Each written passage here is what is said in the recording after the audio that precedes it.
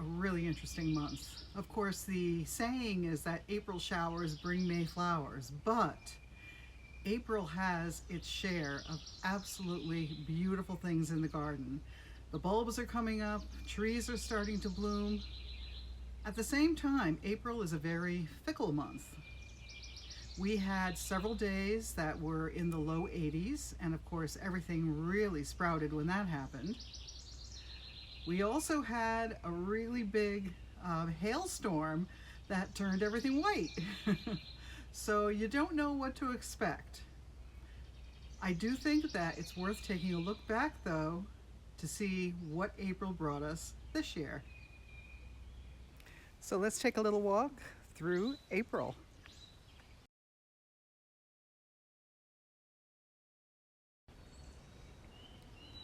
The Siberian and striped squill that are in the lawn and in the moai bed are looking absolutely lovely. I love this little perennial bulb. It's ephemeral, it only shows up in the spring, and we just make sure that we don't mow this area until they're done. But they're very, very pretty, and they spread, as you can see. Of course, no spring garden is complete without some very cheerful yellow forsythia. And these are looking absolutely lovely in the morning sun.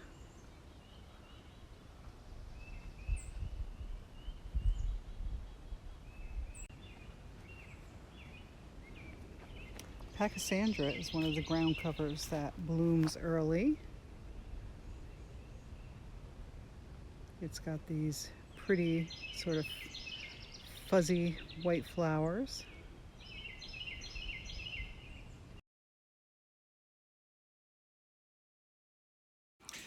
This year we decided to invest in real peony rings. I have been sort of struggling with fence pieces and poles and string for years, and we've got about 25 peonies.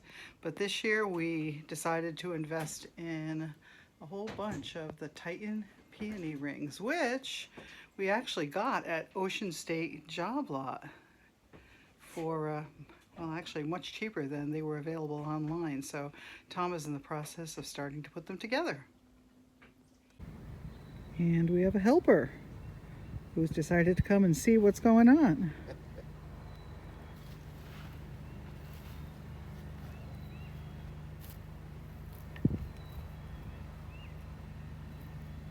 Hi, Gizmo. How are you? Today's project has been cleaning out the crescent bed. And there is an awful lot of stuff that I did not get to clean out in the fall, and a lot of leaf litter that blew in there over the fall and winter.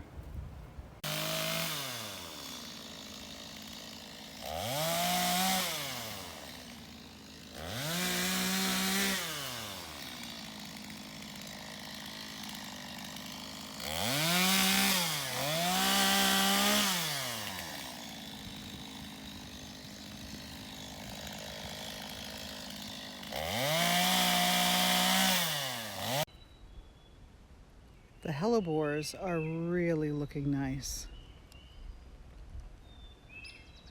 They've completely lifted their heads. And of course the foliage that was there last year is going to die back. But we'll have new fresh foliage coming out from the crown.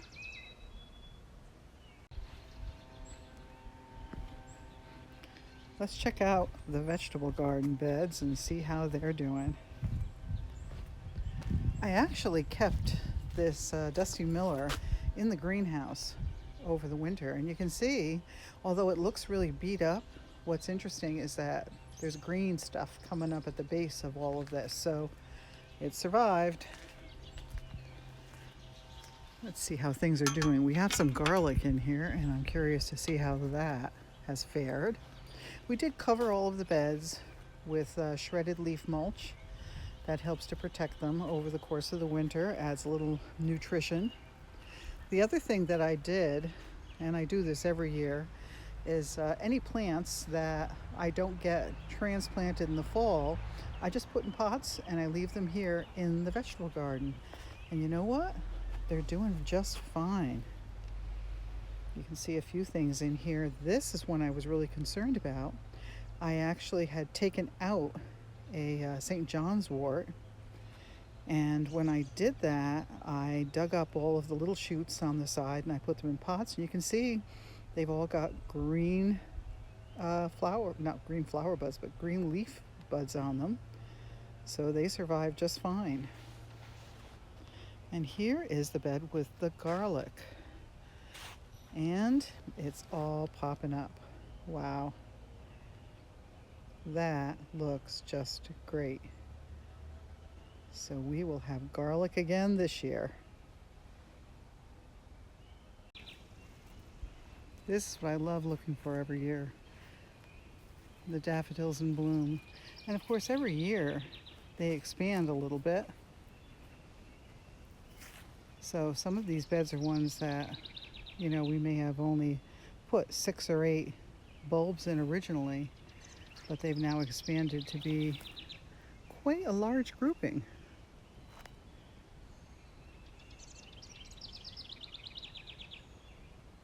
In the distance here you can see a star magnolia in bloom, and we're getting some nice color from the candy corn spirea with forsythia in the back.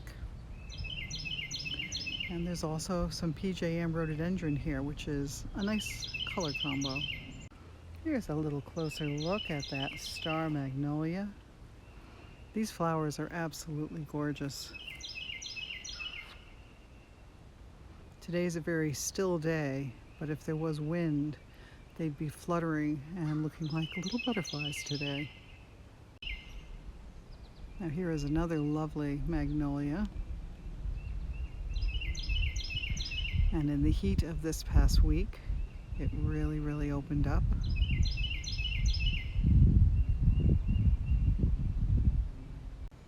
And here at Leia's garden, there are some lovely, very peachy colored daffodils. And behind them you can see some more peonies starting to pop, and they really popped this week. Wow. They're huge.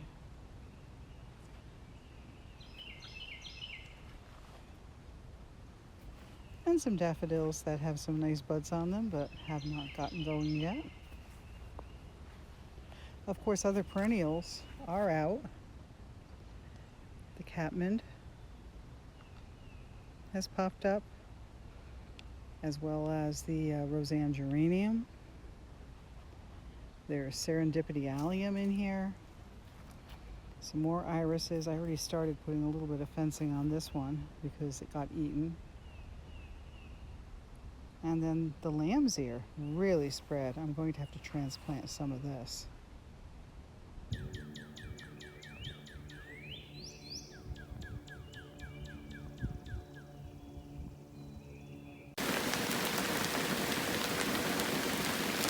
Look at the hail coming down.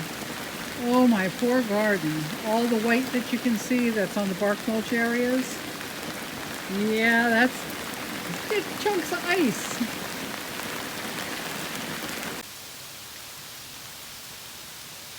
And here is the front yard. Oh, this is just miserable.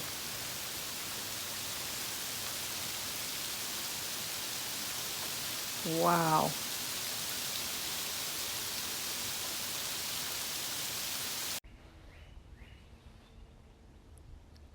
The Pieris, or Japanese Andromeda, which has been blooming for at least a month, is still looking really nice.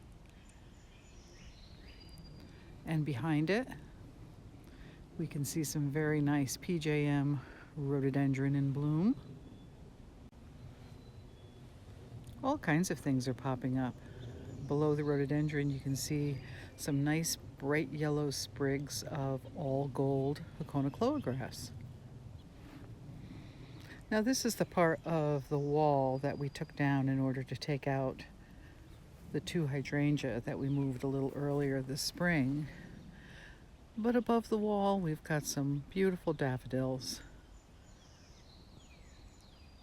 They may not last for a terribly long period of time, but they are so cheerful when they're out. Now this is kind of funny. This one daffodil has been coming up in the cracks in between the patio stones for years. How it continues to survive, I have no idea. And there's barely enough room for it to emerge, but it emerges every year. You can see the pretty colors of the leaves of this spirea coming out. And there's some very nice white daffodils popping out in between those beautiful red colored leaves.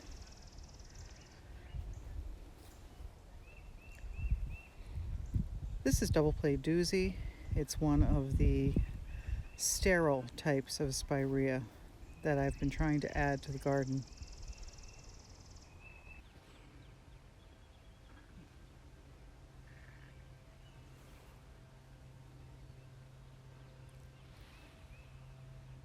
Not only are the magnolias blooming at this point, but the Kwanzan cherry has started to bloom.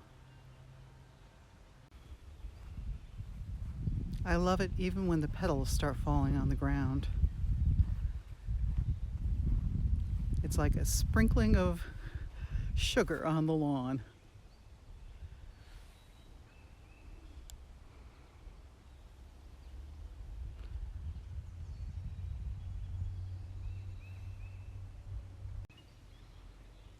And here's the Kwanzan cherry.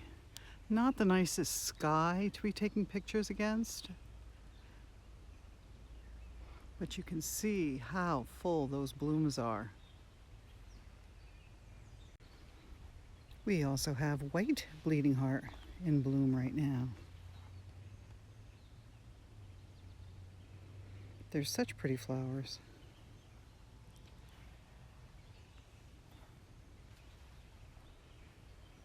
And here the pink ones look so nice next to the candy corn spirea.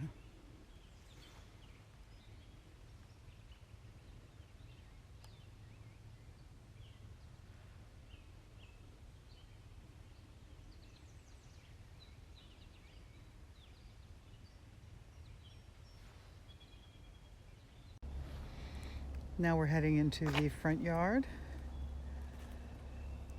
The viridis Japanese maple that we repaired earlier this season is leafing out just fine.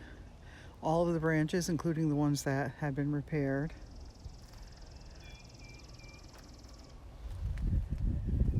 And I think I see some hosta starting to come out. Yep. They're just starting to pop.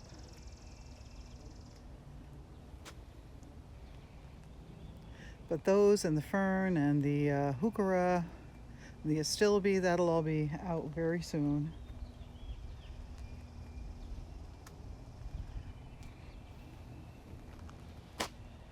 Same thing with these weigela. These are Maimone Purple Effect. Leaves are starting to come out on those. And some more very pretty daffodils. But it's that time of year when I really enjoy seeing all the fresh new growth. Here's a astilbe coming out. There's some very nice Siberian iris popping out.